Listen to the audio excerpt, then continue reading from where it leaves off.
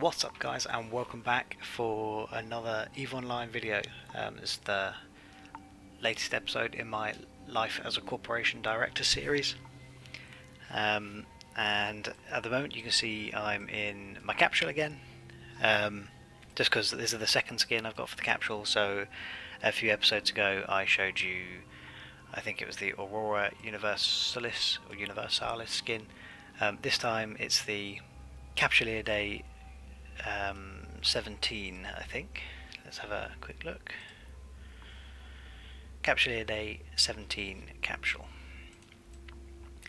I quite like this one. I prefer this to the Aurora Universalis one, and it's my second capsule skin, so I just thought I'd show you it.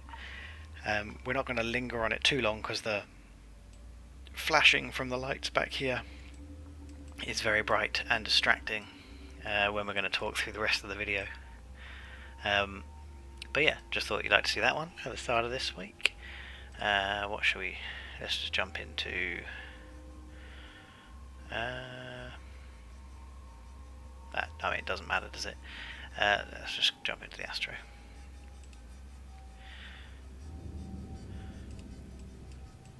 Oh, which could do with a clean, I think.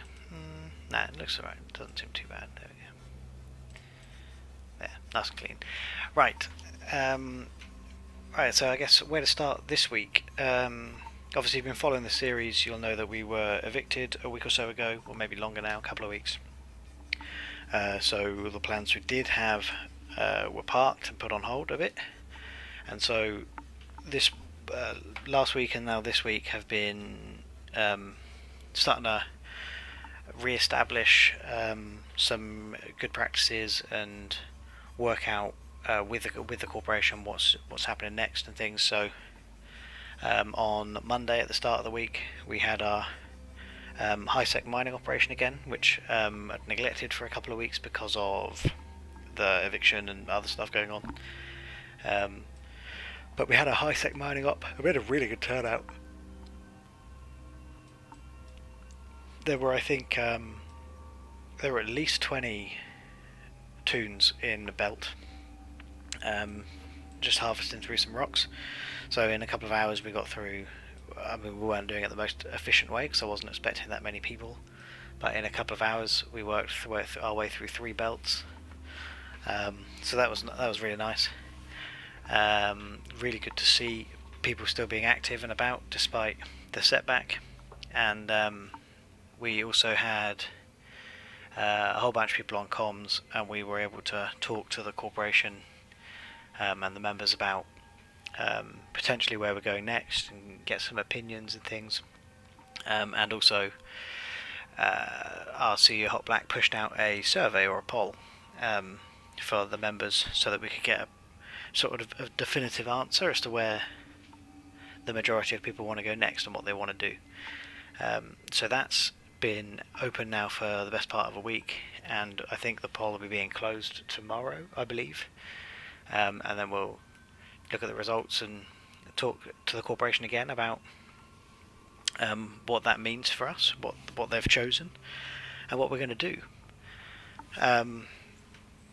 So, sort of with that in mind, the rest of the week for me personally has been quite a lot of sort of behind the scenes stuff, quite a lot of diplomacy and talking to various people in groups, just again primarily to work out exactly what is available to us as options, and what's available sort of as good content, or what would be available as a full-time avenue, and that sort of stuff. So I'll touch on a bunch of that as we go through the video, in varying bits of detail, just depending on what it is, I guess. But yeah, so that's been a big part of my week. I spent a lot of time on different Discords.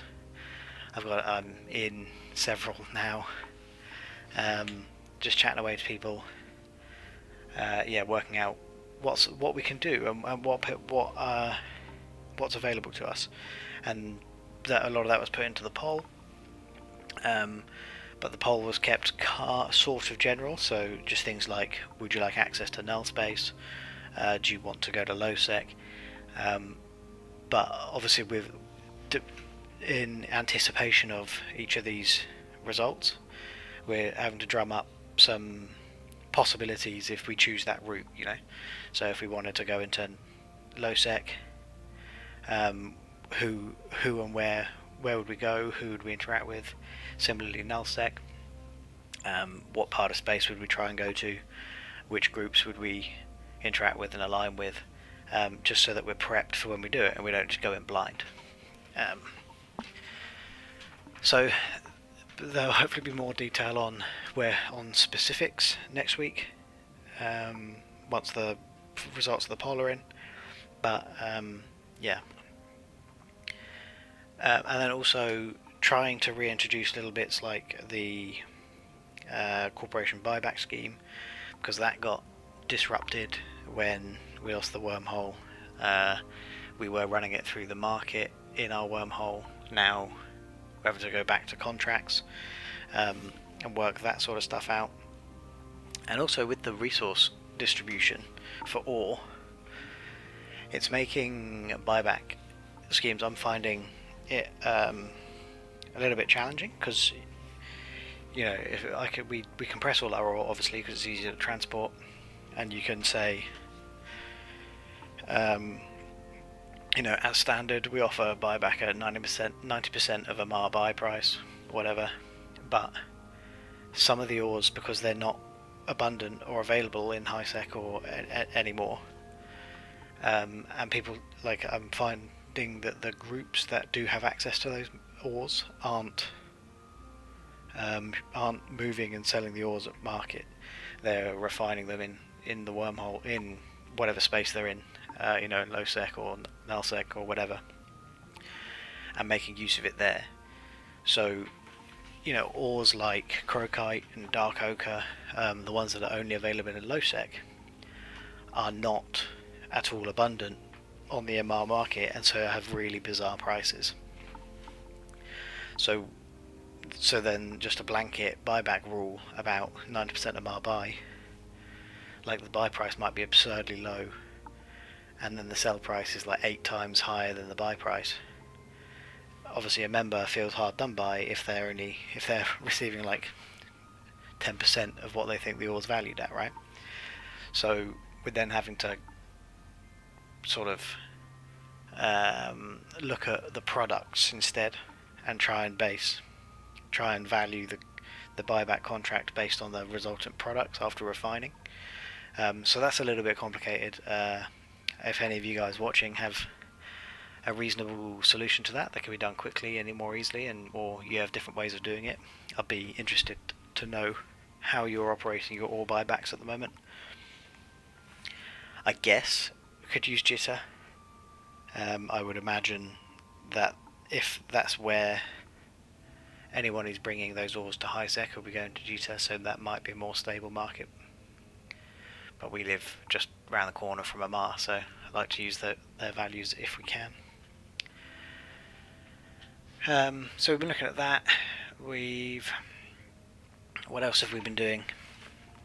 Yeah, so I've not actually played a tremendous amount of EVE. Like, I've been logged in, but this week has been quite a lot of sitting in hangars, spinning ships, whilst chatting to people in the chat in the bottom left and in Discord and things. There's been quite a lot of that. So I guess now I can just push through and elaborate on a couple of the avenues I'm exploring. Mostly so that our members have some additional visibility. Any decent member that's watching this will obviously can take this with some information, as some additional information and context, but also I want to be fully transparent with the guys that we're talking with as well. So if they're watching the video, they'll hopefully have a bit of idea on our current thinking and goals and stuff, I guess. So fully transparent with them as well, which I've tried to be in conversation, of course, but You don't want doors just to slam in your face. But anyway, so a couple of bigger developments in terms of content this week, because a lot of what we've been doing is just trying to drive content. We, as a directorship, we've been able to follow the direction the poll has been going in real time, and so we know roughly where the results are going to end up tomorrow. And so we've been investigating, and for our members, like our CEO will bring more detail in the next couple of days. But so we've been investigating going back into Wormhole space and what that might look like, and how better to defend ourselves and be prepared from any future evictions. So first of all, what class and what are we looking to get out of a wormhole? Do we just want cash? Do we want to be protected by a group and with some additional friends, like strength in numbers and experience? And if so, we've got a really good option for that. Don't think I'm going to name them here because I haven't checked. But also, actually, I'll be playing later on in the video. I'll be playing a little bit of content that I flew with them last night. But we've got a good option for that in a C5 wormhole where there's lots of money to be made, lots of PvP opportunities if we want it. There's a very experienced group in there currently that want to work with us, and so that's one option, and that's cool. So if that's what we're looking for, then brilliant, there's that option ready to go. Or do we want our own hole, our own space, somewhere we can establish and challenge ourselves again and see if we can defend it this time? In which case we probably want to go a lower class than C5, but then working out what is the right class because of popularity, right? So we were in a C2 before with a high sec static because that's very convenient for us, and it had a C3 static as well, so we can get in and out from high sec all the time, and we can solo content in a C2 and run a bit of fleet content in a C3, sort of low level, and just make a good bit of ISK and get used to wormhole life. But C2s, especially with high sec statics, are incredibly popular, and people get evicted from them all the time. So we potentially face the same problem we just had if we go back into a C2, which might be ideal, but we then get evicted straight away, right? Or you've got C3, which might be, so we go a step up, and it turns out C3s are really unpopular, but there is a reason for that, and I think, I need to double check this, so don't take this as read, but it's something like C3s don't have any statics into K-space, so there will be no null sec, low sec or high sec static, only to other wormholes, which makes them a sort of a logistic problem, and they're not, for that logistic problem, they're not that worthwhile, or they have no statics. Yeah, I can't remember what it is for C3s, but there is a big negative to them, and they're not that lucrative as an opportunity, so the ISK making opportunities don't necessarily outweigh the negatives. So then you got C4. Do you want to go C4? Because they're the really difficult content. You can't get, but they've got good statics a lot of the time. You can find statics you want.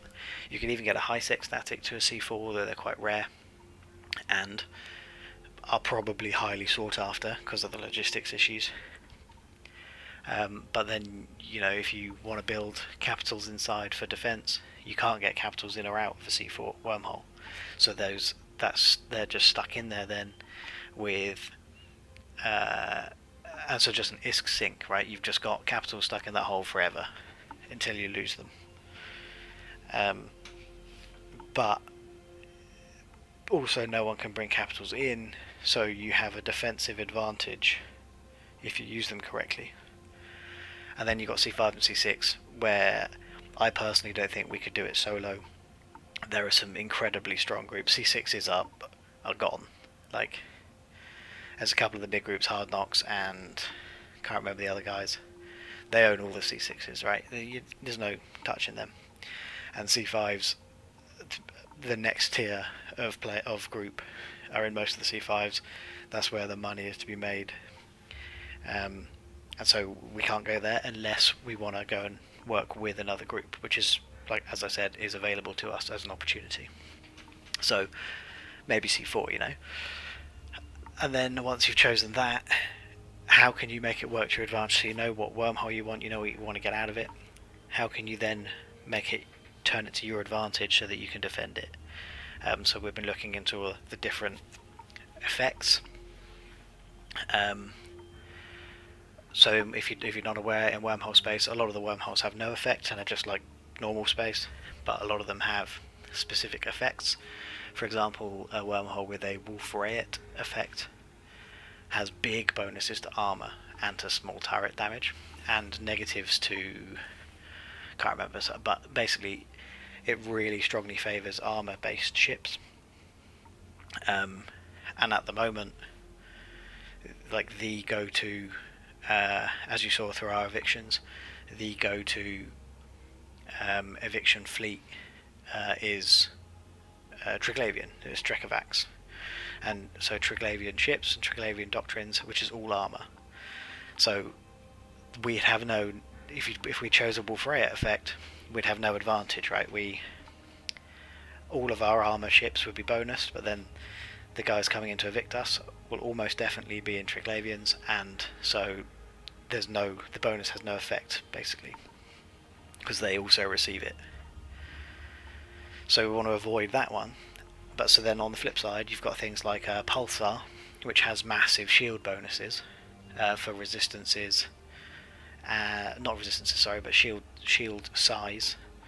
And it has a couple of other positive and negative effects. I think one of the negative effects is capacitor recharge rate. But so that might be better, because they suddenly, like for most eviction fleets, you're less attractive. Like not to say that you couldn't be evicted from it. You definitely could. If someone wanted to evict you, one of these organised groups, they would go away and go, okay, they're in a Pulsar, we need to go and create a Pulsar fleet, suitable fleet for that doctrine, so make use of the shields, and then we come in and evict you. And that's what would happen, right? But the idea being, that's additional work for them. So you just want to make the opportunity to evict you less and less attractive.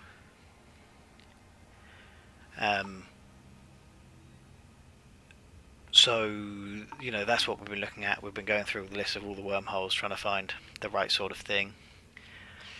There are a few other effects that will also might be suitable. You know, you can use Red Giant to your advantage, which gets buffs bombs, smart bombs and things like that, and overheating modules. What's the other one? Black Hole, which is missiles. So heavy bonuses to missiles, which again would be negative for Triglavian fleets. And you can tailor your defense fleet to fit that effect. And as I said, just anything to make it you less and less attractive. Someone will always can evict you. If you just, the effect won't save you, but it just reduces the chance that someone's going to go and randomly evict you. Is the thinking anyway. And obviously, I guess if you're in something like a C4, well, in any wormhole really, but if you're in a C4 or above, so C1, 2, 3, 4, if you're willing to sacrifice the ISK in building the capitals that you can never get out, you can have capital advantage over the invaders. But that's less of an issue because, as I've discovered in the last couple of days, obviously because of the mass and the stability issues with Wormhole, in C5 and C6 you can only get like 3 capitals in one go, and then the wormhole closes. So that's less of an issue, but still something to consider. So we've been doing a lot of work around that. All the directors have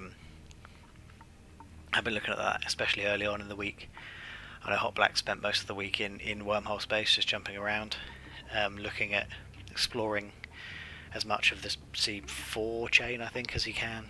And Taj and I and Macedon have all been looking at the various websites that help you out with wormholes. And then they've been also looking at what the optimal effect we would be, and what fit we'd want to, what doctrine we'd want to set up to work with that effect. So that's all been going on. That's been a big part of the week. And then, as I mentioned, later on in the week, I've especially been sort of pursuing the other avenues as well. Partly because if we do choose to go to our own wormhole, we want to be fully ready, and that means having like the pilots with the relevant skill points in the right place and stuff. So we'd need a few pilots to train into capitals, so that if we assemble capitals in the wormhole, we can fly them. But also so that our pilots actually have the skills, not just the skill points, but the actual ability to fly the capitals. And that all takes time, right? We're talking 1-2 months just to get the skill points in the right place. So we're definitely not going to rush in if that's the direction the corporation chooses. And so that means we still need content in the meantime. And we're very much of the opinion, because we're not PvPers at heart, we're largely industrialists, we're very much of the opinion that the more people in space that are blue, the better. So we've got a few opportunities we've been working on. There's a group that we've been in a loose coalition with for a long time, actually, in a pocket of lowsec. So Hot Black's been sort of re-establishing proper communication with them, so that our members can go and make use of that area of lowsec. I'm not going to name them though, because I, again, don't have permission per se.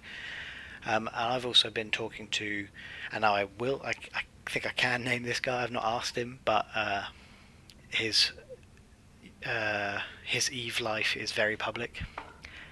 He shares everything, so he'll have no problem with me saying so. So I've been chatting to Thanak, who is a player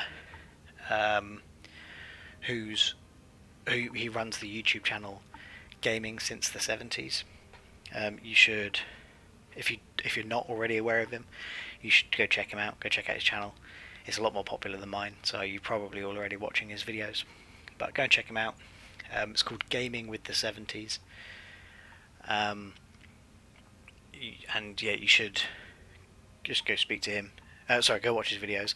But I've been chatting to him a little bit towards the end of this week. He's just recently moved into nullsec and is looking for people to, basically come and make use of their space. Because the more pilots in their area, the better, that are friendly. And so we've reached an agreement to go blue for blue, with the view of being that we can go and use their space in the meantime, and work with them and have access to their structures and stations and stuff. And then when we're established in wormhole space, they will obviously have full access to all of our stuff in the wormhole, and their players will have access to wormhole content if they want it moving forward. So we've gone blue for blue with them, and that's quite exciting. So next week, hopefully, I'll go and spend a little bit of time down there. And again, our members, this is likely to be the first our members hear about it in this video, but we'll be talking to them about it tomorrow to let them know that that part of space should hopefully be available. And then also, and I'll probably start playing the video in the background now, I guess. But we've also been talking to, as I mentioned, the group in the C5. We've gone blue for blue with them at the moment as well, and we've sort of entered a loose alliance with them. What you'd probably refer to as a coalition. but we're in with them for the currently, and basically they invited us down on Saturday night to take part in their C5 ratting fleet. So that was really good fun. That was awesome actually. So I jumped in a Nester, which I will link the fit down below. But this Nester isn't for solo PvE. You've got no reps or cap chain of your own, so you'll just die instantly. But it's perfect for fleet PvE with all the chain. You set up a proper cap chain and have remote reps running. And so we were running C5 combat sites for best part of 4 hours, which is excellent fun. But it just really is a lucrative thing. Like we made a little over 500 million each in the time we were running those sites. So last night, pretty big payday. The Nest is not cheap. I think that whole fit cost me about 900 million, 920-ish. But 2 of those fleets, and it's already paid for itself and it's starting to make money.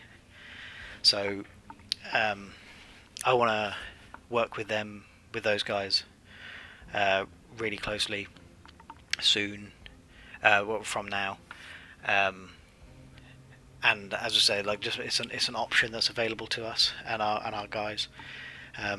They would like to have us move in full time with them, and that's an option that's open to us in the short term.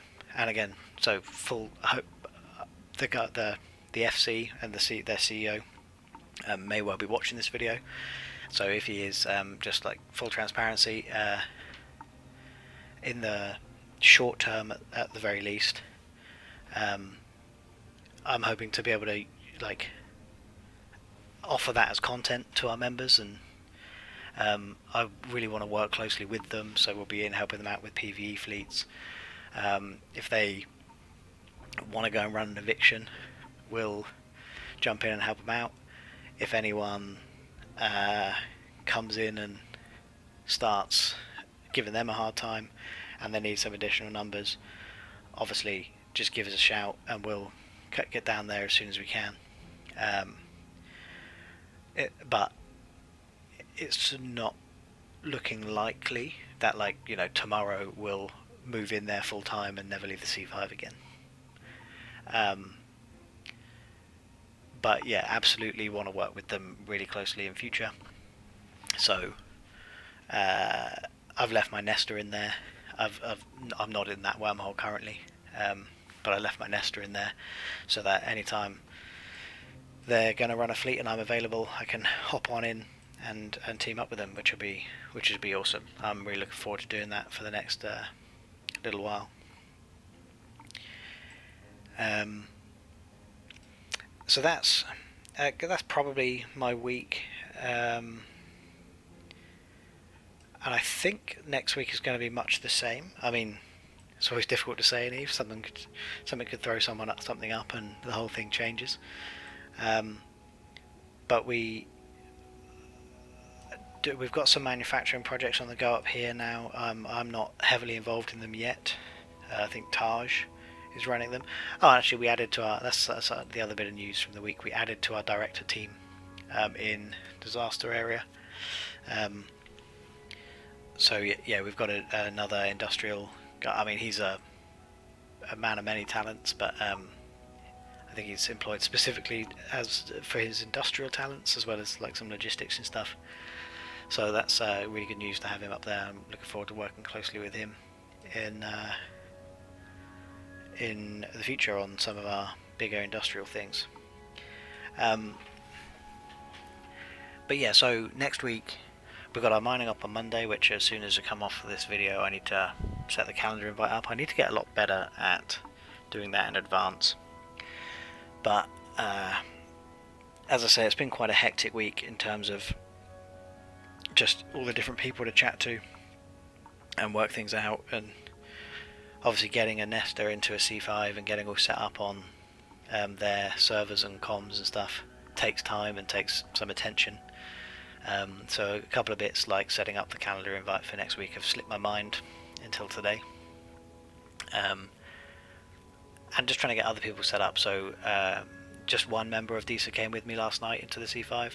I was hoping to give a few more, and over the course of the next week hopefully a few more of us will join, especially now that they're aware of sort of how fun and how lucrative the opportunity can be.